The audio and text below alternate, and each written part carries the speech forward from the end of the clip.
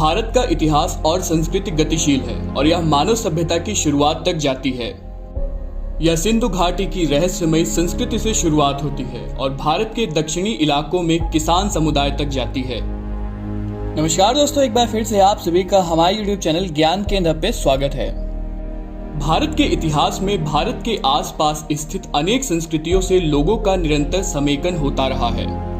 उपलब्ध साक्ष्य सुझाते हैं कि लोहे, तांबे और अन्य धातुओं के उपयोग काफी शुरुआती समय में भारतीय उपमहाद्वीपों में प्रचलित थे, जो दुनिया के इस हिस्से द्वारा की गई प्रगति का संकेत है। चौथी शताब्दी बीसी के अंत तक भारत एक अत्यंत विकसित सभ्यता के क्षेत्र के रूप में उभर चुका था।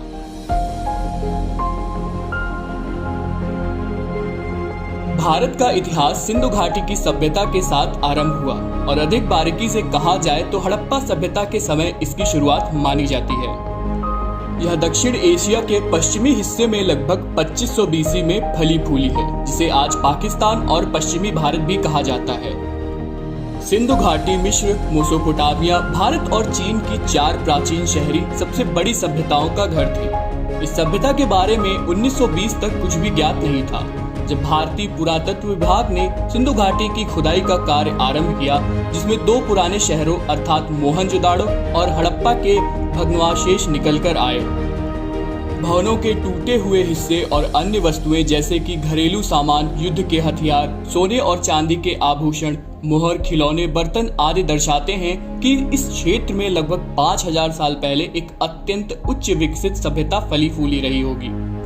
सिंधु घाटी की सभ्यता मूलतः एक शहरी सभ्यता थी और यहाँ रहने वाले लोग एक सुयोजनाबद्ध और सुनिर्मित कस्बों में रहा करते थे, जो व्यापार के केंद्र भी थे। मोहनजोदाड़ो और हड़प्पा के भग्नावशेष दर्शाते हैं कि ये भव्य व्यापारिक शहर वैज्ञानिक दृष्टि से बनाए गए थे।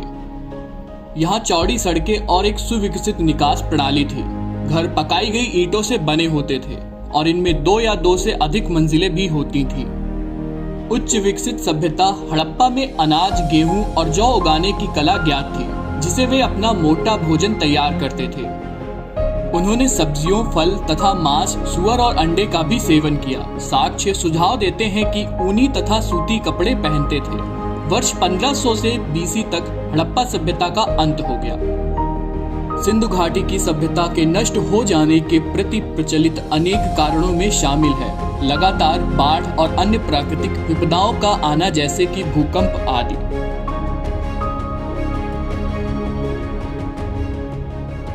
प्राचीन भारत के इतिहास में वैदिक सभ्यता सबसे प्रारंभिक सभ्यता है। इसका नामांकन हिंदुओं के प्रारंभिक साहित्य वेदों के नाम पर किया गया है।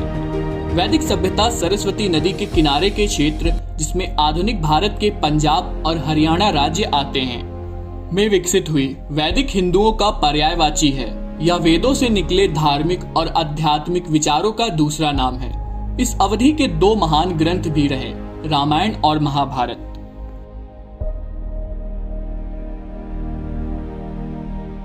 भगवान गौतम बुद्ध के जीवन काल में ईसा पूर्व 7वीं और शुरुआती 6वीं शताब्दी के दौरान 16 बड़ी शक्तियां महाजनपद विद्यमान थे। अति महत्वपूर्ण गणराज्यों में कपिलवस्तु के शाक्य और वैशाली के लिच्छवी गणराज्य थे। गणराज्यों के अलावा राजतंत्री राज्य भी थे, जिनमें से कौशांबी, वत्स, मगध, कौशल और अवंती महत्वपूर्ण थे। इन राज्यों का शासन ऐसे शक्तिशाली व्यक्तियों के पास था जिन्होंने राज्य पर विस्तार और पड़ोसी राज्यों को अपने में मिलाने की नीति अपना रखी थी, तथा गणराज्यात्मक राज्यों के तब भी स्पष्ट संकेत थे जब राजाओं के अधीन राज्यों का विस्तार हो रहा था। भगवान बुद्ध का जन्म ईसा पूर्व 560 में हुआ और उनका देहांत ईसा पूर्व 480 में 80 वर्ष की आयु में हुआ। उनका जन्म स्थान नेपाल में हिमालय पर्वत श्रृंखला के पल्पागिरी की तलहटी में बसे कपिलवस्तु नगर का लुम्बिनी नामक निकुंज था। भगवान बुद्ध, जिनका वास्तविक नाम सिद्धार्थ गौतम था, भगवान बुद्ध ने धर्म की स्थापना की, जो पूर्वी एशिया के अधिकांश हिस्सों में एक महान संस्कृति के रूप में विकसित हुई। अगर आपको हमारा वीडियो पसंद आया हो तो हमारे वीडियो को लाइक करें, शेयर करें और हमारे YouTube चैनल को सब्सक्राइब जरूर करें और साथ ही बेल आइकन को जरूर दबाएं ताकि आपको हमारे अपडेट सबसे पहले मिलते रहें। तो यार आज के लिए बस इतना ही, मिलते हैं अगली वीडियो में। तब तक के लिए जय हिंद, जय भारत।